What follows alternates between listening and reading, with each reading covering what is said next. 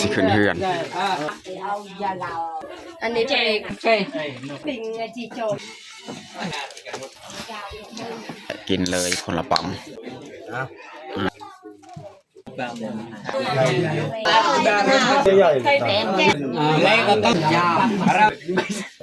อย่าลืมกดไลค์กดแชร์และกดติดตามเด้อพี่น้อง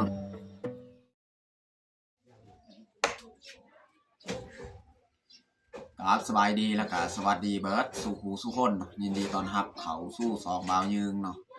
แล้วก็สำหรับคลิปนี้แมนข่อยสิพาทุกคนเบิ่งเนาะเพราะว่าอยู่ในครอบครัวของพ่อเฒ่าก็คือครอบครัวพ่อเฒ่าของบาวยืงนี่จะมีการเอาเมียก็คือลูกชายของพ่อเฒ่าของเฮานี่แหละเอาเมียก็วันนี้นี่แมนเฮาสิไปเฮ็ดอาหารการกินเนาะเพราะว่าน้องชายของเมียเฮานี่แมนเอาเมียคนต่างบ้านหรือว่าบ่แม่นคนในหมู่บ้านเฮาเนาะก็เลยเฮาต้องไปจัดเตรียมข้าวปลาอาหารต่างๆเพื่อแขกจะมาเนาะแขกที่เขาเจ้ามาเอาสินสอดขนมต่างๆนั่นแหละเจ้าก็มาอยู่บ้านเฮาหรือว่าอยู่เฮือนของพ่อเฒ่าเนาะเจ้าสิมาเอาขนมหั่นเนาะแล้วก็ตอนนี้นี่เฮาสิไปเฮ็ดอาหารการกินเพื่อเตรียมไว้นะแล้วก็จะมาเฮาก็สิเลี้ยงให้เขาหลังจากนั้นเขาก็จะเอาสินสอดขนมต่างๆเนาะตามประเพณีของบ้านเฮา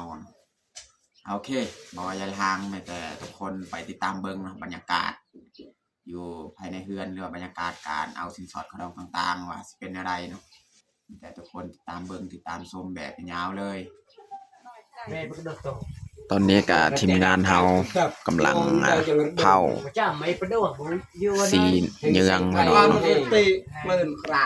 แล้วก็ทงอันนี้ก็แม่นคือกันเนื้อมันใครยืมแบบเล่นจะตักลานาชันนะเรื่องไอ้เลือด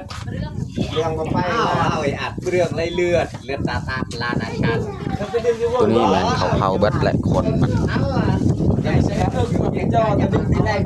เสียงสดเลยในกระสอบเบตัดเตะหาเปกาจังมาดอเปในดักคนละเฮบก้างได้ยังเสด็จโลapa yuk tak apa yang tergal mau kita mau pindah dok el tai mau lo jam mah buat lalu lo hari soal belakang tembak ทีมงานเฮาเฮ็ดซีนอันนี้แม่นหลายคนนะพี่น้องเนาะพอมีหลายครอบครัวเข้ามาในงานนี้เนาะเ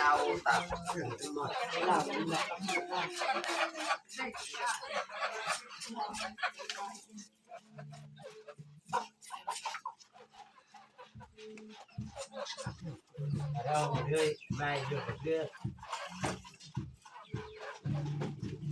กับบ้านเจ้าเนี่ยตั้งเป่ายังมาเลี้ยงเราหลังด่ามันจังเลิกค่าดาวปะห่าวอยู่ลูกดักมันดาวมูหายดาเอ๊ะไม่จำเองตัวมันไม่ดอกไม่จำไม่จำเขาจนมันแฮมมันเลื่อนแบบนี้แหละพี่น้อง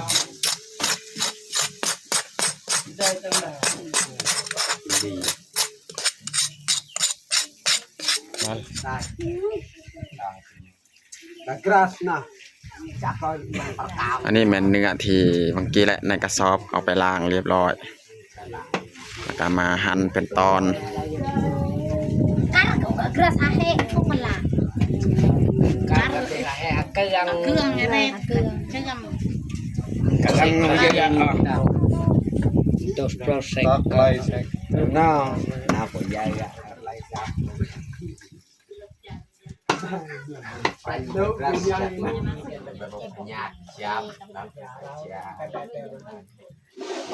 เขาจะเผาอันนี้ใส่เวลาดนนะพี่น้องเพราะว่าซีนเยืองอันนี้เป็นซีนที่เขาเจ้าแช่เย็นเนาะ ตอนวันเสาร์นี่แหละทีมงานเราออกไปซื้อเขาแช่ไว้ใส่ตู้เย็นนี่มันเย็นเราต้องไปเผาให้ดนๆแบบนี้แหละ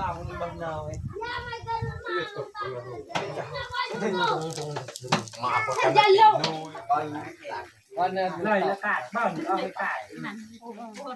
เราว่าแต่ว่าเมื่อวันที่เจอเราก็เอาตัก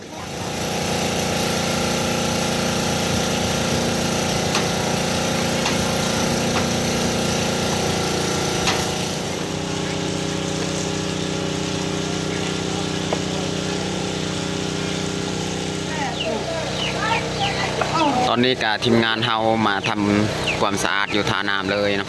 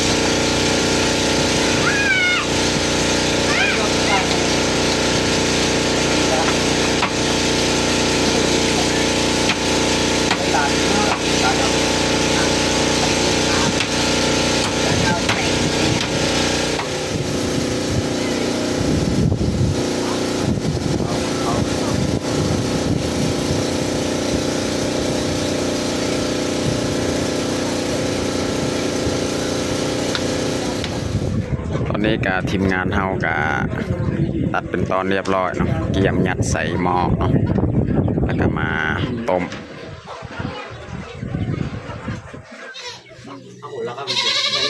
ตอนนี้แมนเฮากำลังต้มซีดของเฮาเนาะแต่ว่าก็ซองหม้อแมนเฮาต้มแล้วนี่เหลืออีกหม้อนี้หม้อสุดท้ายต้ม mua ở chỗ này xong cà rung vậy ai nghe say anh này nghe lên anh đu tiêu đu ăn lòng đu sắp phá cả bờ thì chỗ bà đâu bà làm cái đâu ấy là bán lấy dân chập mày sẽ bố như tụi mà người tên này ra qua đi ตอนนี้ก็สุกเรียบร้อยแล้วหม้อซีนของเฮาเตรียมปรุงแล้วบัดนี้ Ama ayu juga minak lah kamera rau. Perang mau kali belas tika.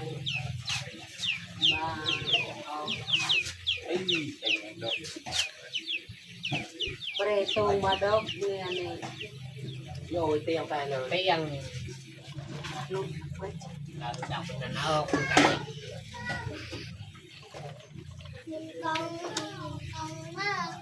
Ra cho cái rào. Jadi lang ka ba di siya.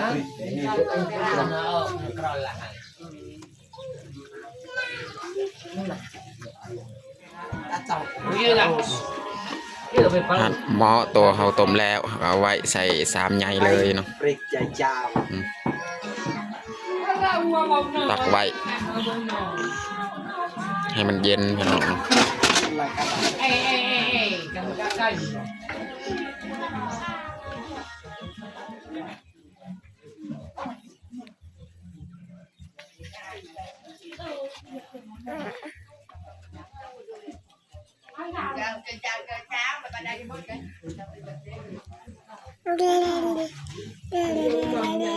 ตัวนี้แมนเนื้อกับกระดูกข้าวต้มส่วนในซาเมื่อกี้หั่นแมนนาง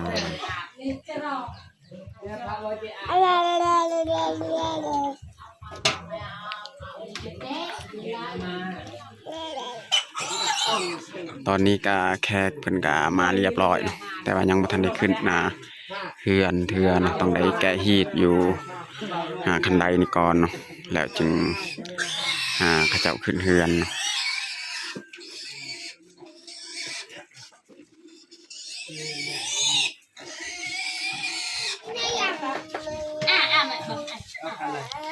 นี่แหละพิธีเขาเจ้าเฮ็ดทีเนาะ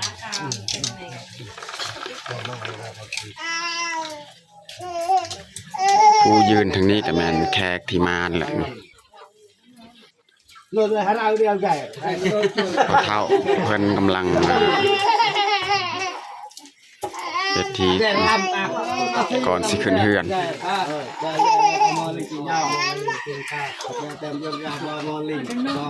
ไม่เอา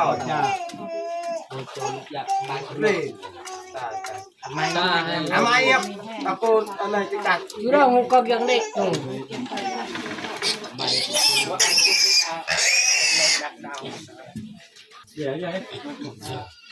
นี่แหละทีมงานเขาเจ้าเริ่มขึ้นเฮือนแล้วบัดนี้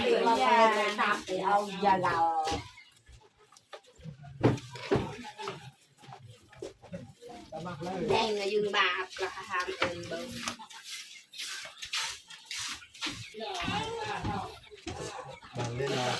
เนาะตายกันแล้ว ตอนนี้เราก็กำลังจัดผ้าขาวให้แขกพี่น้อง ก็แต่ก่อนก็มีชุดใหญ่ไปกับบึ้แล้วไหนว่าเติมไปเจงจ้ะ แล้วเจ๊งเงินเติมอ้าวยัง โม่ไอ้ชนะไปยังมุง นี่ข้าว จาน แล้ว ก็ ก็ ปุ๊บไปเนี่ยไปดาวไปแต่จาน ซีนแจว ยังมวยมาอันไหนอันนี้เป็นแจว ตอนนี้ก็เอาข้าวหน้ามาเสิร์ฟให้เขาเจ้าเลย อ๋อเจ๊งอยากไปตัด หมด ให้งานดอกโพติเตาแร้นให้มันเป็นแจว จนนะ ดอกกันเด้อ ตอนนี้แขกเพื่อนก็กำลังเตรียมล้างมือ ดอกสมดเป็นดินดอก กินข้าวกินน้ำเนาะ ตั้งเราจ้า ใจยังเก้ เราก็ใจเจ๊ อาดำคนยุ่ง ดองเจล หนึ่งในดังไปจากคันแบบแจว โอ้ดูเลยนะสับ เดี๋ยวมี แล้วว่ามันจะเย็นยังไง จะไงแบบเป็นจีโจมันจะไปเรียนเน็กสมองในยาในบ้านเราต้องไหนก็หาบ้านก็ทันก็ไปเรา เบี้ยมุนุกเฮง ตอนนี้เขาก็สีแกะเครื่องทองของฝาก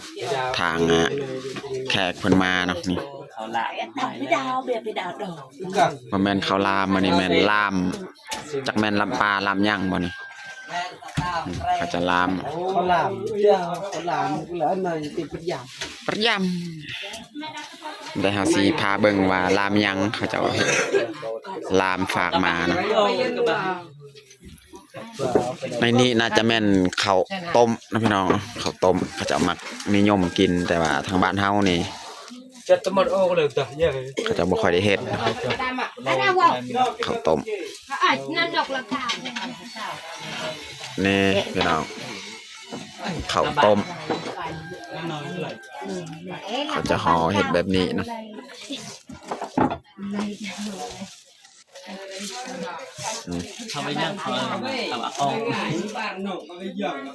ข้าวต้มมาแล้วลาไม่ยั้งฮะ นักแล้ว ลำไก่ ใกล้ยังบัทันได้ออก สีไก่ลาม เอากระซามเอากระซามซื้อมา นี่หาบังนะพี่น้องถ้าบักก็กระดิ่งที่กะ เอ้ยอาหลากูเอาเอ้ยดูที่ข้าวมองเอ้ย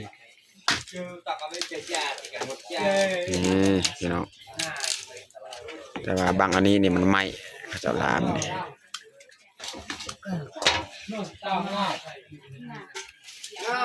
เต่าเบิ่งยามันตั้งอยู่สิบกว่าสวรรค์นะเว้ยกูเด็ก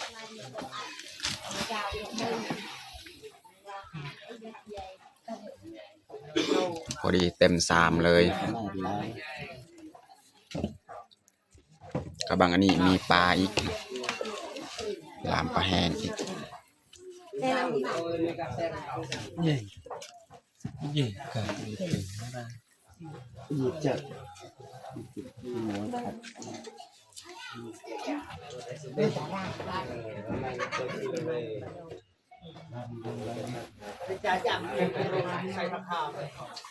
อันนี้แมนเบียร์ที่เพิ่นเอามาเนาะ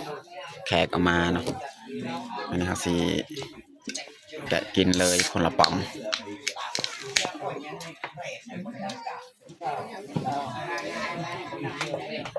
เย้ซ่อนนะเฮ้ดีมีแห้ง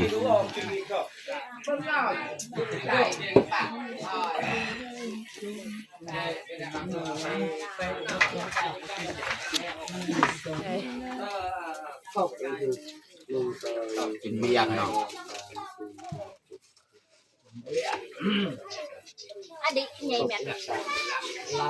เข้าไปจนมาก็เราเงินของแบงอ่ะซีแบงเขาก็ยังพูดอะไรไปจับในเลือกเลยเลยดับก็ดับว่านี่ดิไม่ขัดเลยนะทำงานตรงกลางเลยขัดไม่ไป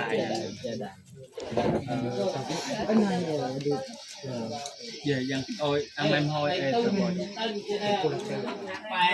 โอ้ยอันนั้นดูว่าวกับไก่อันนั้นมาก็เป็นว่าว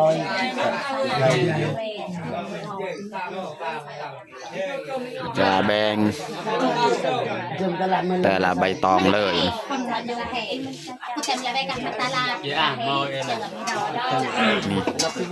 อันนี้แมนข้าวเรียบร้อยเลยแบ่งข้าวต้มควันไฟลายอยู่เหินครัวพี่น้องเนาะแต่ว่าก็เห็นยังบ่ได้วิธีชีวิตอยู่บ้านเฮาก็เป็นแบบนี้แหละพี่น้อง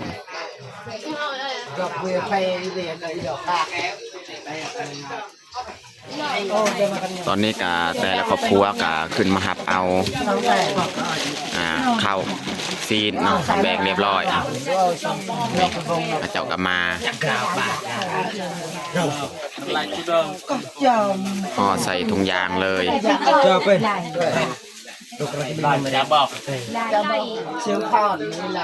เมียจะเอากับครัวเฮาอีก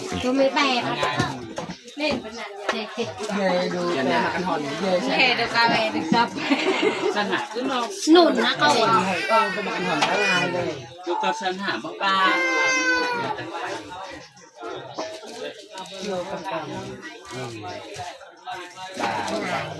น้องเป็นตาง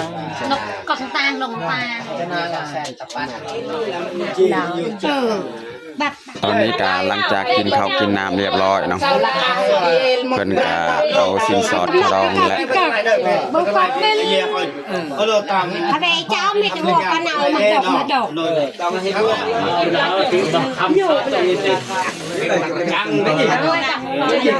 เงินคำก็จะเอาเนาะ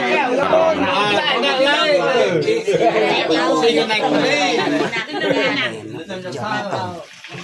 ไปว่าไม่หรือเราก็ไปจำเนี่ยนะคะยังไม่ได้มันเคยเคยจะต้องทะลุอะไรนะไม่ได้จ้างตามต่ำไปติดเคยติดเลยแบบไหน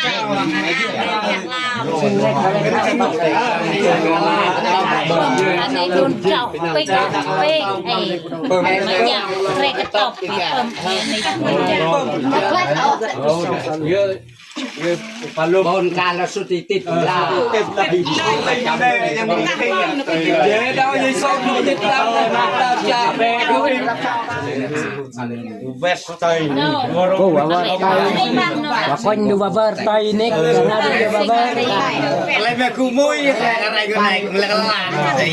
เรียกว่าเวอร์หลิงบาร์โจกิโตบาร์โจเท่าจะสั่งคำ ความสินักสำไรจากคุณจากสลึง ทานกันปั๊บมองสิทานเลยภาษาสิบเก้านะ ทางไม่ได้ แต่ว่าไม่เห็นเลยญี่ปุ่นตลาดแต่สามสลึงต้องเอ็นเลย เดี๋ยวก็กระจุมตัวอยาก เป๊กเลยเป๊กเป๊กเป๊ก ใหญ่ เจ้าอย่างง่ายที่สุดละ แม่กูจับโลกกูใบกูอันนี้ตลอดที่ดูเราโยกแบบสังกะสีก็ยัง เลยมาหยุดไปไป ไอ้เจ้า ก็ตะกี้ ตลาดแล้วแต่ตลาดแรงอีกจุดสุดตับ เยอะอะ กูว่าบ่ใต้นะเยอะไปใต้ เรามาตายให้ให้บนใส่เลยเนาะจะสมินติงหาบางทีตับบอกนี่ยอดนี่เจ๋งงานให้จ้ะนี่อะไรนายกูไม่ไรกูเข้มนกยาเล่นกูตั้งเข้มนี่เป็นอะไรเงินอะไรอ่ะยืนตึงเจ้ายืนมาการเลี้ยงยืนตึงเจ้ายังปังปะแกรนะนกยัง เดินจบจบ ข้างซึ่งนกยัง ข้างซึ่งกับตะไล กันไล่อยู่เนี่ย โน้ยจบเดี๋ยวไปด้านละติดนะลอยกาเล็งบ้างอย่างนะเล็กก็ต้องไปเยอะเลยก็ตา มันเข้มลงไปเลย ได้จ้าไปเลยกูก็ต้นตั้งกูเด็กกูเด็ก จับไปเข้มเล็กแล้วคันจับไปเข้มก็ติงน้ำมันก็ เนื้อทะเลก็เข้มเนี่ยติดสิ่ง อายใส่ขวดคืนอีก ไล่เป็นเล็ก ทำมาดิแมนซองสลึง มันตัดจกประมันตัด กิ้วจังยำสิ่งปลาเยี่ยมดูสิ่งนั้นดูสิ่งปลาจะมาเนี่ยไปเรื่องของจามให้จาม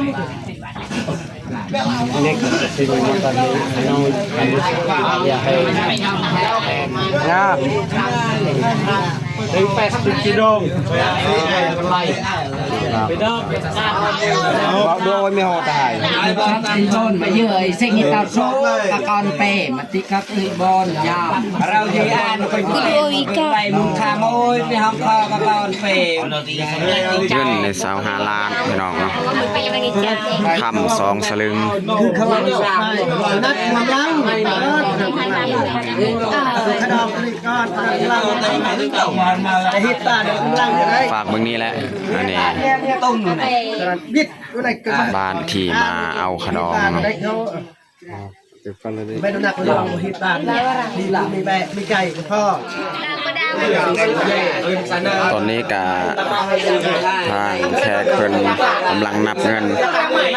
แต่ว่าทางพ่อเฒ่าก็มอบเรียบร้อยแล้วเงินให้เขาเจ้าเนาะ